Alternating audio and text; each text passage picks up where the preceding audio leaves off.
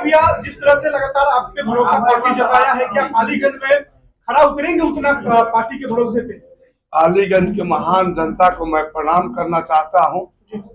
आप सभी लोग जानते हैं कि मैं पालीगंज का निवासी हूं। आज हमें एनडीए गठबंधन की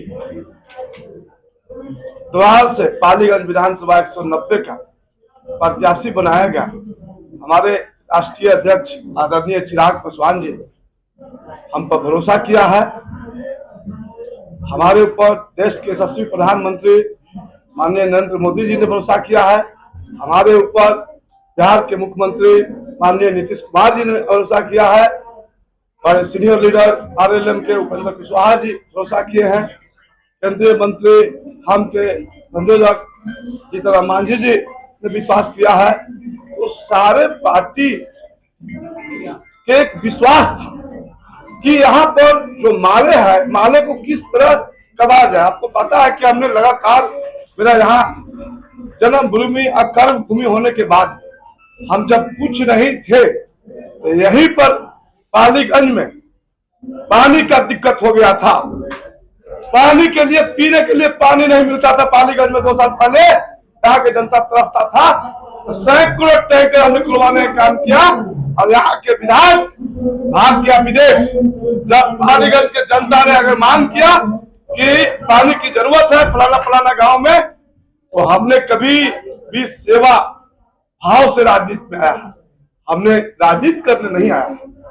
हमारे अंदर बचपन से सेवा की भावना है। आप एनआरसी के भी देखे थे कि हुआ था सिगोड़ी में, तो एनआरसी में भी हमने मदद किया था, जनरेटर दिया था मुसलमान भाइयों को। जब कोरोना आया था तो कोरोना काल में ट्रैक्टर और रिक्शा से सैकड़ों बोरा अनाज हमने सिगोड़ी और चिक्सी में गरीब जगह पर बांटने का काम किया था। उस समय मैं विधायक नहीं था। आज पाली का बेटा जब शहीद हो गया था परियों का लान, वही विधायक एमपी फेल कर गया था गेट बनाने के लिए, वही मैं था। अब आप लोग स्टेटमेंट लिए थे तो हमने कहा कि सबसे पहले आगे बढ़ेंगे हम वीर शहीद की बेटा पालीगंज के जिसने आन बान शान देश के लिए नाम रोशन किया है, उसके लिए गेट बनाने का काम किया। तो हम तो सेवा हमेशा करते हैं। हम विधायक बने या न बने, विधायक रहे या न रहे, मेरा कर्म है सेवा करना। हमारे पास कोई जाति धर्म नहीं है।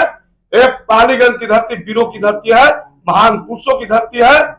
इसलिए यहाँ पर एक से एक पुरुष आए, एक से एक पुरुष। आज सैकड़ों लोग आपके समर्थन में आए हैं। कल नॉमिनेशन कब है आपका? कल हमारा नॉमिनेशन है। आप सभी लोग आमंत्रित हैं।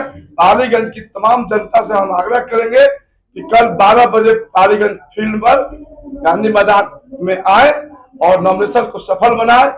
आप जानते हैं यहाँ पर रामलखन सिंह यादव जैसा महान पुरुष, कन्हई बाबू लेखा महान पुरुष की धरती रहा है, चंद्रदेव की कर्मभूमि रहा है। तो यहाँ पर एक से एक महान योद्धा पालीगंज से निकले हैं। उन्हीं के मार्गदर्शन पर हम चलने के काम करेंगे। सभी जाति सभी धर्मों को एकजुट और एक साथ लेकर चलने का क्या आग्रह करेंगे? जनता का आशीर्वाद यदि सुनील यादव को मिलता है तो सुनील यादव पालीगंज में बेहतर क्या करेंगे?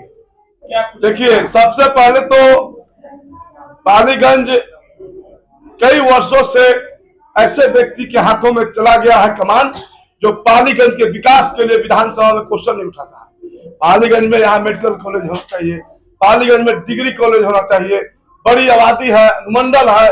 अभी भी जब हमारे माननीय मुख्यमंत्री नीतीश कुमार जी विकास पुरुष आए, लेकिन उनको जब बताइएगा नहीं तो उनको तो दिखाई नहीं दे रहा है। ये चाहते हैं लाल सलाम माले वाले कि पाली का विकास नहीं होगा, बेरोजगार रहेगा लोग, तो मेरे पीछे पीछे झंडा लेकर घूमेगा और धरना पर बैठेगा। अगर पालीगंज का विकास हो जाएगा, पालीगंज में मेडिकल कॉलेज हो जाएगा, पालीगंज में अच्छा एजुकेशन हो जाएगा, तो मेरे पीछे पीछे कौन चलेगा? आपको ऐसा क्यों लगता है कि आपको जीतने के बाद पालीगंज का विकास होगा? देखिए, आपको पता होगा कि हम जब हमारा जवानी चढ़ा था उसी समय से हम समाज सेवा करते हैं। आपको कई उदाहरण भी हम दे दिए कि कोरोना काल में इतना ट्रैक्टर हम राशन बांट दिए। 2 साल पहले पालीगंज दर्जनों गांव में पानी नल सूख गया था, सैकड़ों टैंकर हमने खुलवाने का काम किया था। मैं क्या विधायक हूं? मैं क्या एमपी था? यहाँ के विधायक विदेश भागने का काम किया और सुनील यादव पाली का लाल लोगों को सेवा में लगा। तो इससे आपको विश्वास तो करना होगा। पालीगंज की जनता के नाम क्या संदेश रहेगा नॉमिनेशन को लेकर? एक ऐतिहासिक नॉमिनेशन होगा।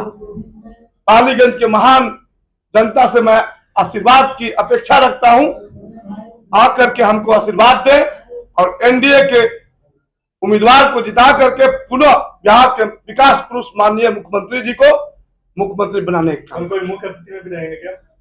अभी तक हमको जानकारी नहीं है। जैसे आपको जानकारी है कि आज ही हम दिल्ली से आए हैं और क्षेत्र में न्योता दिए, इसके बाद में अभी मीटिंग चल रहा है।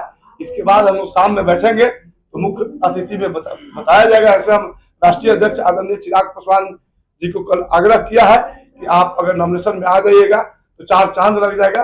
उन्होंने आश्वासन दिया है। मुझे एक सवाल, नया पार्टी आया प्रशांत किशोर, एनडीए के बड़े बड़े देवती चेहरे हैं, उन पर बहुत बड़ा निशान लगाया है। ये लोग बहुत करोड़ों का फ्रॉड किए हैं। साबुत देखा भाई, किसी के ऊपर आरोप लगा देने से दोषी नहीं हो जाता है। अगर किसी व्यक्ति के ऊपर एफआईआर हो जाता है तो दोषी नहीं है। जब तक उसको कोर्ट दोषी नहीं करता है आप ऐसे नहीं कर सकते हैं। प्रशांत किशोर जी वही है जो पिछला बार एक लड़की आई थी, वो क्या नाम थी, वो पीपुल्स पार्टी, ये 2020 के वो थी, आए 2025 के। इन्होंने भ्रमित करने का काम किया।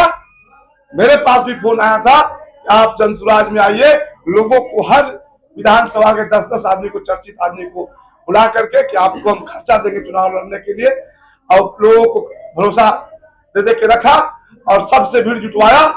और आप जैसे ही उम्मीदवार की घोषणा हुआ वहां कुर्सियां चलने लगी। एक आदमी को टिकट मिला, 10 आदमी भाग गए, क्योंकि वो चुनाव लड़ने नहीं आए थे, वो जनसुराज के साथ चुनाव लड़ने नहीं जुड़े थे।